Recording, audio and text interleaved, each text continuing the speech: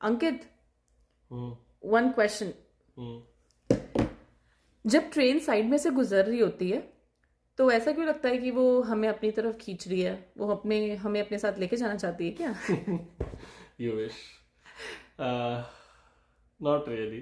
तो जब ट्रेन काफ़ी स्पीड में जाती है या तेज जाती है, तो उसके साथ जो उसके आसपास की एयर है वो भी काफ़ी फास्ट फास्ट स्पीड पे मूव हो रही होती है। जब वो फास्ट स्पीड पे मूव होती है तो वहाँ पे जो प्रेशर है, एयर प्रेशर, वो कम हो जाता है। Think of it like thin air in the mountains, like तुम टॉप ऑफ द माउंटेन या प्लेन में हो तो नाउ जो बची हुई एयर है, जो अदर एयर बिहाइंड यू, वो अभी भी सेम प्रेशर पे है, which is technically more than जो एयर हमारे ट्रेन के पास है उससे है। तो because of this air difference you get push towards the lower pressure area from the higher pressure area. Think of it like this,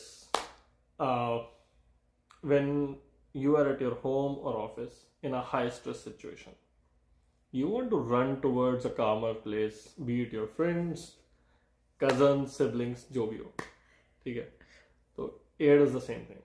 It just runs from the higher pressure to lower pressure area.